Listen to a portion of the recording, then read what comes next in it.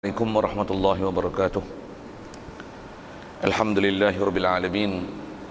Wassalatu wassalam ala asyrafil anbiya'i wal mursalin wa ala alihi wa sahbihi ajma'in.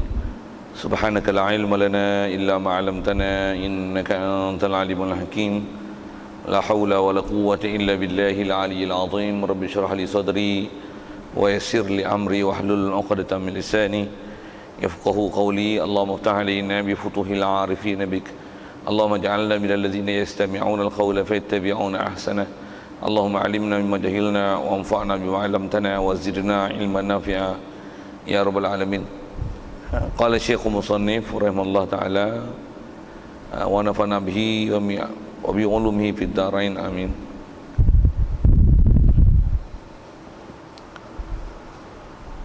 Hadirin sekalian, pertama sekali marilah kita rasakan syukur, terima kasih kepada Allah Ta'ala. Kesyukuran kita nikmat hidup masih diberi. Syukur kita nikmat Islam yang Allah Ta'ala beri pada kita, yang kita dah dari Islam sejak pada lahir lagi. Mak ayah kita Islam, maka Islamlah kita. Lebih-lebih lagi syukur kita Allah Ta'ala jadikan hati sanubari kita boleh mengia dan membenarkan semua ajaran Nabi kita Muhammad sallallahu alaihi wasallam yang kita mengimani, mempercayai, mengiktikadkan apa saja ajaran yang dibawa datang oleh Nabi kita Muhammad sallallahu alaihi wasallam itu. Dan lebih-lebih lagi syukur kita Allah Ta'ala jadikan kita ada keupayaan boleh taat, patuh perintah dia, meninggalkan larangannya. Syukur banyak-banyak semua nikmat Allah Ta'ala bagi pada kita dan diberikan kesihatan lapang masa. Dengan itu dapat kita hadir untuk solat asar berjemaah di masjid ini. Dan insya-Allah kita menyambung kembali pengajian kita yang telah kita tangguhkan sementara untuk Ramadan. Dan insya-Allah kita manfaatkan masa pada petang ni meneruskan bacaan kitab daripada kitab Fathul Qarib. Dan kalau ikut nisbah bicara kita ni masih bicara bab puasa lah. Kita di muka surat 36.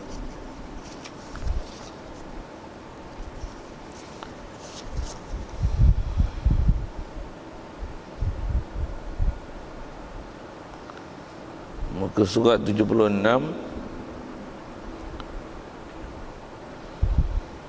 417 Milan. Kata musannif rahimahullah taala, kita muka surat 76 perenggan 419. Wallazi yafturu bihi as-shaimu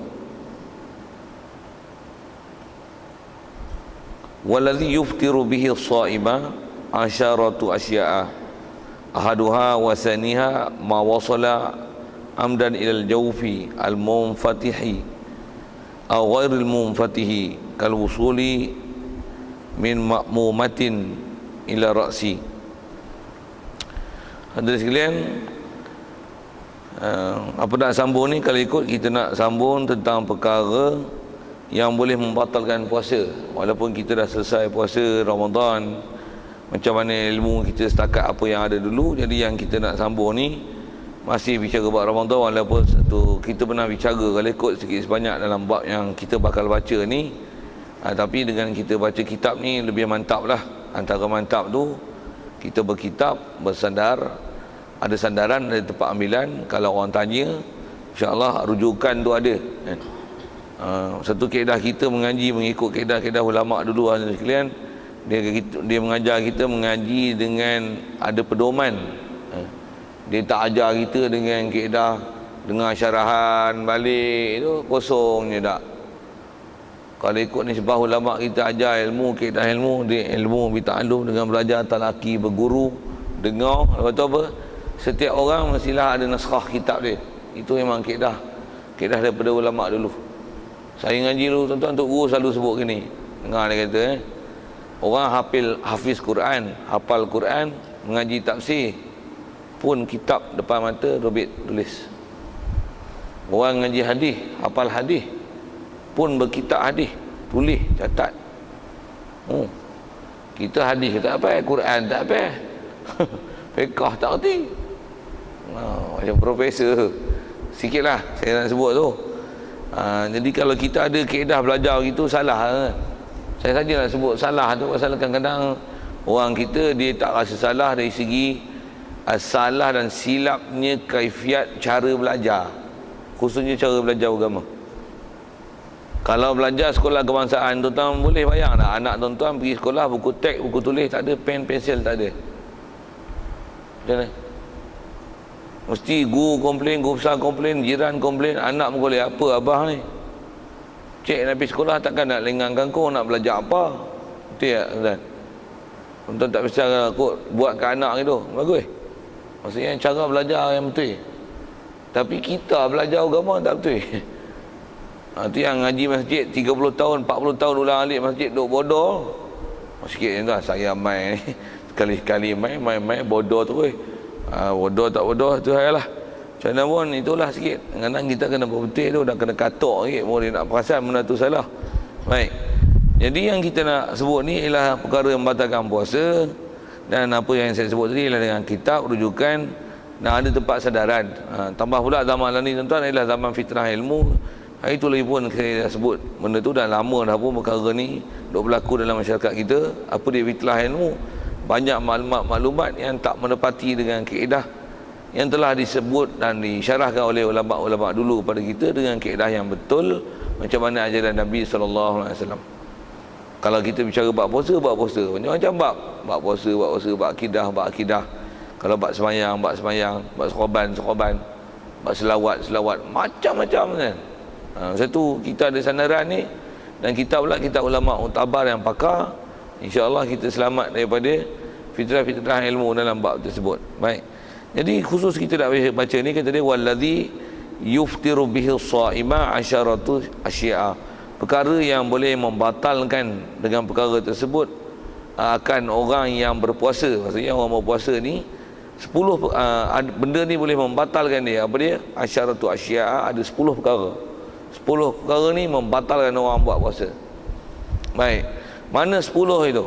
Ahaduha, salah satu daripada 10 adalah wasaniha, dan dirangkaikan sekali itu. 1 dan 2 ni adalah ma wasala amdan ilal jawf, apa-apa yang sampai dengan sengaja ilal jawf, ke rongga. Disebut ma wasala amdan, apa saja sampai dengan sengaja. Cuma atas syarah ulama, ma tu apa saja yang sampai tu apa? Pepejal cecair. Apa-apa pepejal cecair. Saja saya gunakan bahasa pepejal cecair kan. Pasal apa? Saya kok moden dengan sikit bahasa tu kan. Jadi apa-apa benda yang membentuk pepejal ataupun cecair dengan sengajanya dimasukkan ke jauf. Kalau terjemah diberi tu ke dalam rongga.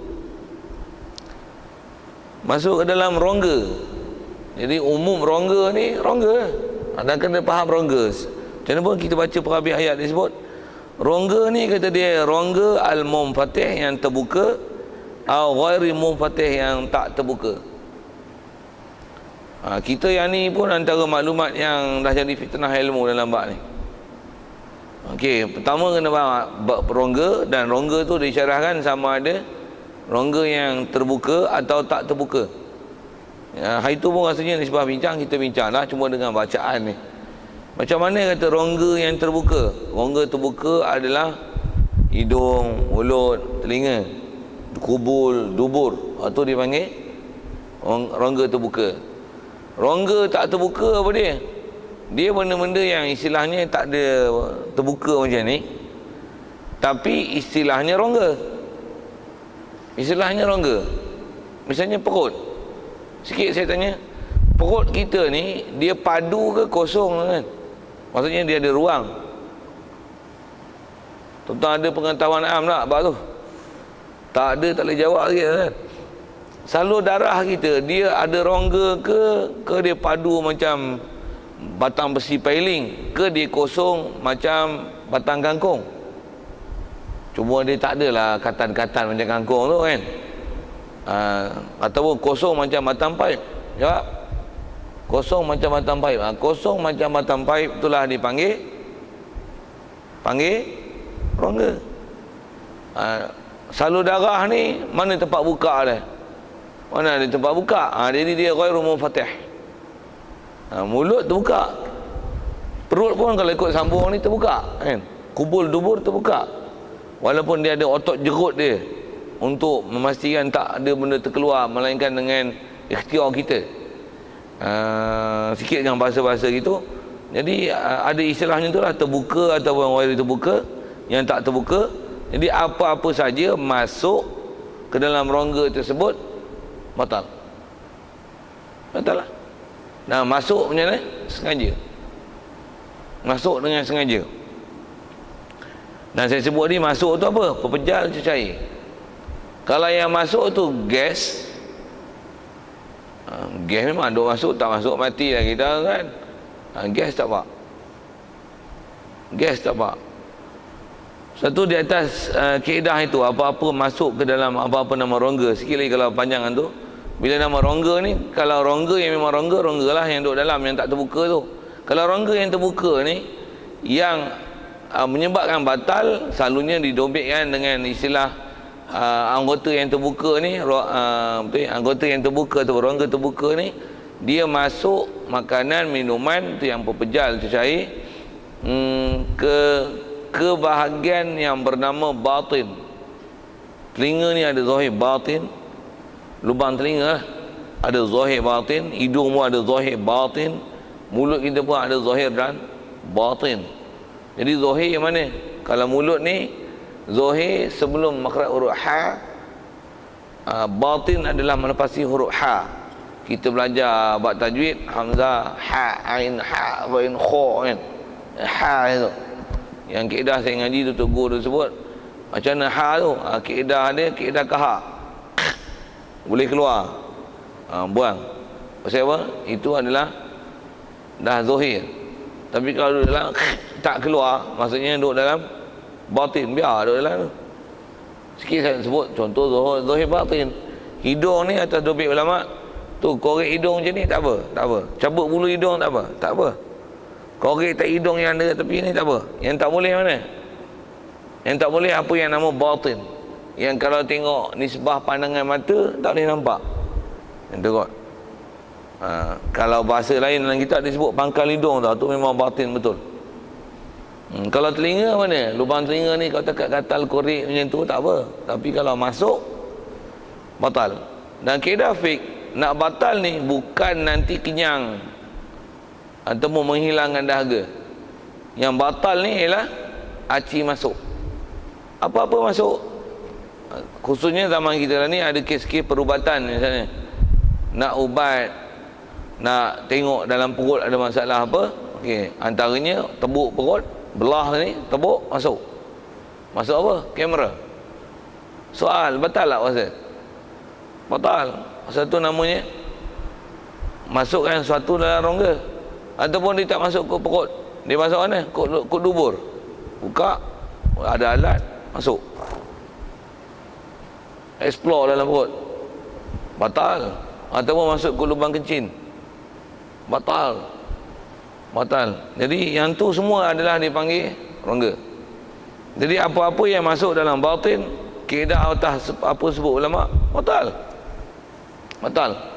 Jadi apa saya nak sebut tadi ialah tak syarat untuk batal mesti melibatkan makan dan minum ataupun kenyang. Tak. Yang membatalkan dia apa? Masuk. Masuk batal lah. Masuk batal.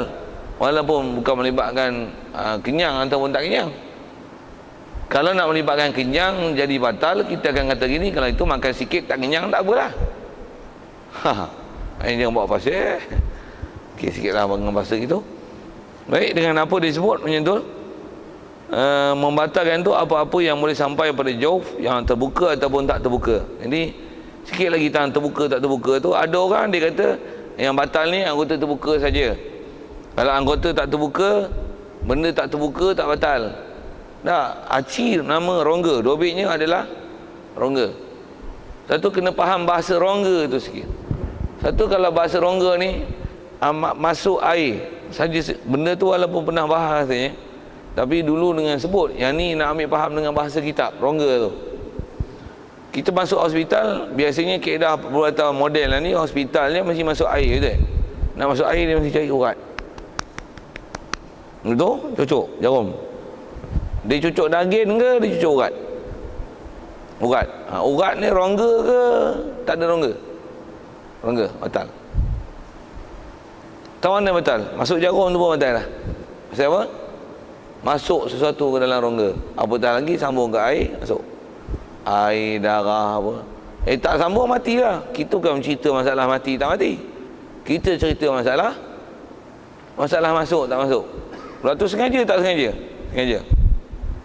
Batal. Sengaja batal. Jadi yang ada tak sengaja kalau tak batal. Kita aksiden, koma, pingsan. Dia pingsan lah. Pingsan. Motor, masuk hospital, dia masuk air. Dah selesai dia cabut. Masuk darah apa? Cabut. Kita sudah sedar. Masuk darah ni. Bukan sengaja. Tapi dia masuk kan. Dia masuk kan. Batal. Tak batal. Itu tak batal. Tak batal pasal apa? Tak sengaja. Tanpa pengetahuan kita. Tak sedar. Tapi bila sedar, masuk. Ya, macam mana? Kau biar kau cabut? Biar batal. Sikit dengan isu macam tu lah. Macam mana pun saya nak sebut tu adalah masalah yang terbuka tak terbuka. Pasal ada orang kata terbuka baru batal. Jadi kalau masuk darah apa tak terbatal pasal dia bukan anggota terbuka. Tak. Syarah kitab sebut jauh tu rongga tu terbuka ataupun tak terbuka. Cuma kena faham yang buka tak terbuka ni ialah apa yang nama rongga. Jadi apa-apa tak nama rongga, walaupun ada benda yang masuk tapi bukan masuk melalui rongga, dia tak batal. Dia tak batal. Antaranya apa? Injection. Tapi kat mana? Kat bau. Injection dekat punggung. Bukan lubang punggung, bukan dubur. Kat roti mengali je. 2 buku roti mengali tu masuk injection. Kat mana? Tu isi tu. Ataupun orang insulin dicucuk perut kan. Kat kulit ke tembus dalam? Kulit saja. Kat kulit saja. Tak batal puasa. Tak batal puasa. Begitu juga orang bekam. Cuma bekam bak keluar darah kan. Higih. Kalau yang higih lah, yang sedut-sedut lah, kalau yang angin saja. Batal puasa? Tidak. Pasal apa? Pasal yang keluar itu bukan, masuk tu bukan dengan rongga, tapi melalui liang roma. Ataupun kita sapu-sapu lotion, masuk dalam badan. Sapu minyak masuk dalam kulit. Masuk ke mana? Masuk melalui liang roma. Masuk melalui liang roma tak membatalkan puasa. Satu selalu orang tanya masalah liang roma, masalah rongga tak rongga, bubuh bak mata, terasa pahit kat tekak, batal tak puasa? Jawab, pernah belajar lah tu. Tak batal pasal apa? Pasal itu bukan masuk melalui urat, dia melalui masuk proses resapan, melalui liang-liang seni yang ada di antara mata dengan tekak. Jadi masuk melalui proses resapan. Macam yang kita bancuh air garam, rendam tangan. Sikit soal, meresap tak air garam masuk dalam kulit? Meresap kan? Betul? Batal tak puasa? Tidak. Kenapa? Bukan masuk melalui rongga yang dinamakan rongga dalam bab-bab fiqah, tapi yang tu dia panggil masuk melalui liang seni, liang aroma. Yang tu tak membatalkan puasa. Asal kitab kita atau bahasa ulama macam ni. Contoh diberi. Kal wusuli mim ma'mumatin ila ra'si. Seperti kata dia sampai ke ubat, faham sini? Mim ma'mumatin, kerana luka di kepala, sampai ila ra'si, ke kepala. Istilah Arab kalau ma'mumah ni, kalau asal bahasa Arab dia sebut ma'mumah tu adalah luka yang melepasi kulit tempurung masuk ke dalam rongga antara tempurung dengan otak, atau dipanggil ma'mumah. Boleh faham? Jadi kalau kita lihat dengan pengetahuan am sikit, kepala kita ni kan, dalam kepala ada otak. Otak tu dengan kepala, tempurung kepala, antara tempurung kepala dengan otak dia ada rongga. Jadi kalau ada orang aksiden ataupun dia bagi contoh ni ubat, dia buat pembedahan, potong kulit kepala, lepas tu gaji tempurung kepala, lepas tu ada ubat yang dimasukkan ke dalam otak tu. Kalau tak ubat pun ada sesuatu yang masuk. Katalah dia ada pendarahan di otak, dia nak buang pendarahan itu dengan memasukkan satu sedut ataupun forceps, apa saja, masuk sesuatu, batal lah puasa. Dan memang orang macam tu, kita kata keadaannya masalah lah kan. Kita bukan cerita masalah orang tu, kita cerita masalah batal tak batal. Dan ulama' dah bagi contoh dengan orang sakit yang nak masukkan ubat, yang kepala tu melepasi tempurung, nak pergi ke otak. Jadi antara tu ada jauh, batal puasa. Misalnya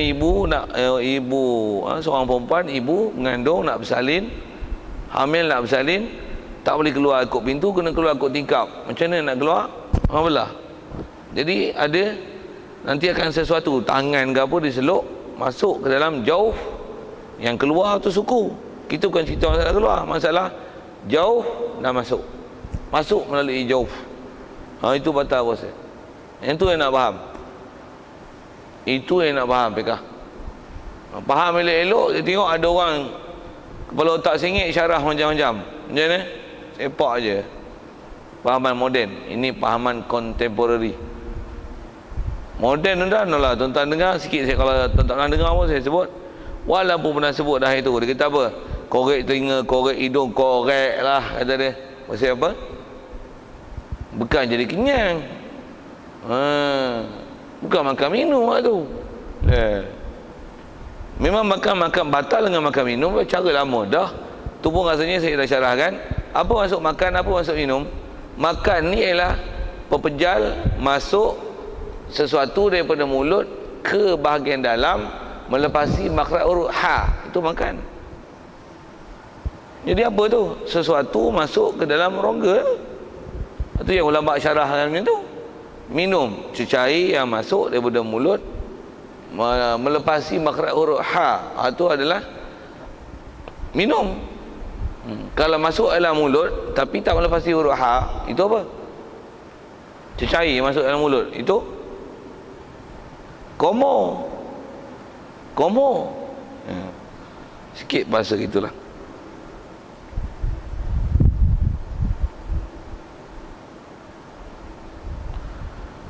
Baik, jadi kalau gitu apa maksud pengarang yang disebut? Kata benda yang boleh membatal ni adalah apa-apa yang menyampaikan kepada benda yang jauh, yang rongga, terbuka ataupun tak terbuka.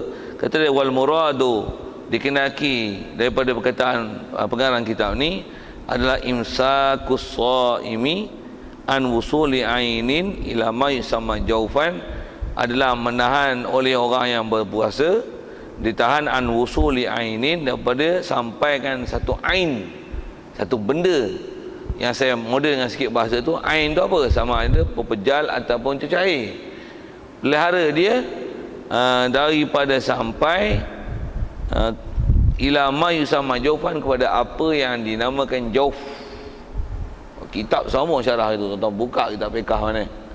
Inilah bahasa kitab fiqh, khususnya fiqh Syafi'i. Macam inilah penelitian ulama. Sekali lagi kalau saya sebut, kalau tengok yang contemporary ni tuan-tuan, itulah saya akan guna bahasa dengan mulut macam tu, dengan muka gitu, dengan bahasa itu. Demonya pendapat ni tak apa-apa, penin. Nampak macam hebat dia bawa hadis, bawa Quran, tapi harap tak erti. Yang tu kot. Kita ambil yang ulama dah buat siap cantik dengan disiplin dan memang tepat mengikut kaedah-kaedah ilmu. Nak syarah tu agak panjang, macam mana pun nak sebut ialah maksud kata sampai kepada jauh tu, kita kena jaga jangan sampai ada sesuatu nama pejal atau cecair masuk ke dalam apa-apa yang dinamakan rongga. Okey, selesai. Satu di atas kaedah itu, orang lelah menggunakan inhaler tu, memanglah dia masuk tu ada sesuatu yang masuk kan. Gas ke? Bukan gas, dia serbuk. Maklumat yang doktor sendiri beritahu saya tuan-tuan, dia serbuk. Mungkin serbuk dia terlalu halus kan, tapi anak kata dia serbuk tu, bila kena tu kemudian mesti masuk dalam mulut, dan dia bukan luah balik, dia bukan luah ni kan, biar itu. Dia bukan, kalau kata ada perasa oren ke kot, rasa oren, tak ada perasa apa-apa, macam air sejuk je, tapi something there lah, ada syai'. Jadi dia termasuk dalam ain. Batal. Kalau ikut pendapat kontemporari tak batal. Yang tu je. Kalau saya pun zaman lah ni saya sebut itulah. Pendapat moden kata tak batal. Ulama dulu kata batal. Saya lebih cenderung pada pendapat ulama dulu. Ulama dulu lebih tepat ilmu ni berbanding orang sekarang. Saya sebut itulah. Yang kontemporari punya ni, kalau tuan-tuan rasa dia orang lebih takwa, lebih alim daripada ulama-ulama dulu, ikutlah dia meh. Macam tu kot bahasa perli. Bahasa kasarnya itu dajal sebelum dajal menyesatkan orang. Macam tu bahasa dia. Kalau bahasa lembutnya tadi saya kata saya lebih ikut pada ulama dulu, mereka lebih kemas daripada ilmu berbanding dengan orang sekarang. Jadi kalau dulu kemas, sekarang maksud dia tak kemas tu, tapi bahasa lembut sikit. Saya dah guna bahasa kasar ni, dajal sebelum dajal. Dajal nampak terang sesat mata sebiji. Ni mata dua, pakai sorban je orang. Cerita Quran hadis, tapi ilmu yang disampaikan menyesatkan orang. Sampai batal ibadat.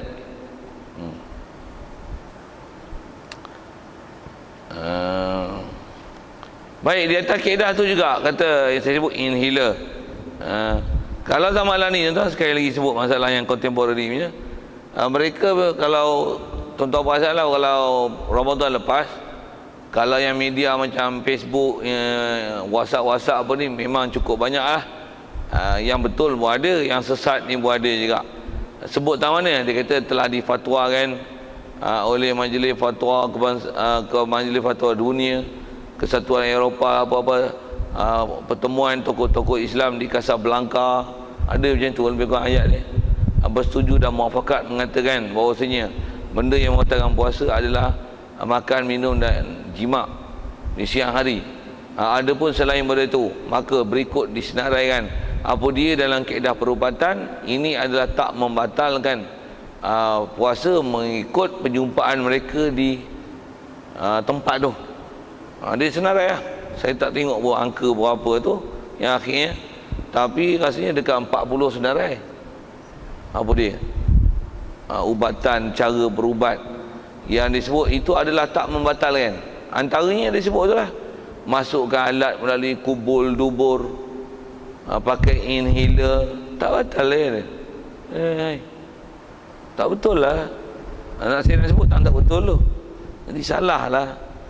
Walaupun dia kata yang ni kesatuan ulama, betul ke dia matu ulama ke mereka yang menyangka ulama ataupun orang yang mentitlekan mereka ulama, sedangkan mereka pun tak tahu mereka ni telah dianggap sebagai ulama.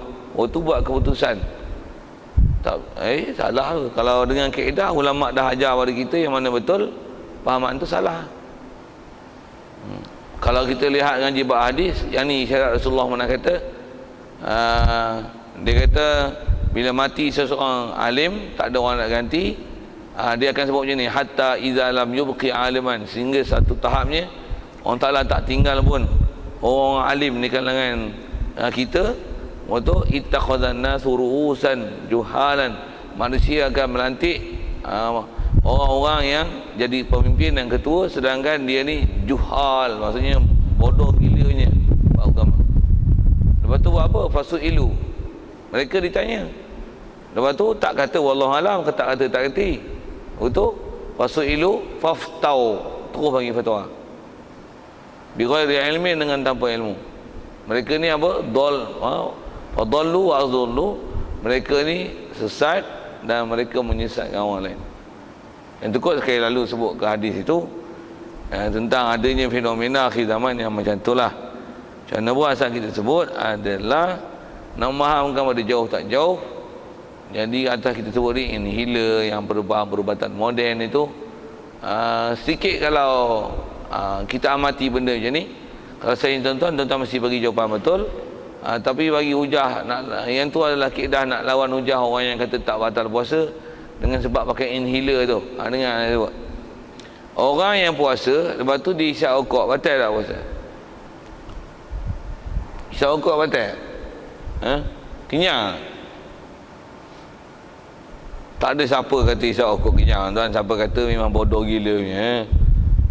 Maka isap rokok tak kenyang. Soal saya, batal tak puasa? Soal batal, bagus. Katalah ada orang soal kata gini, batal ke? Alah asap je pun. Jawab.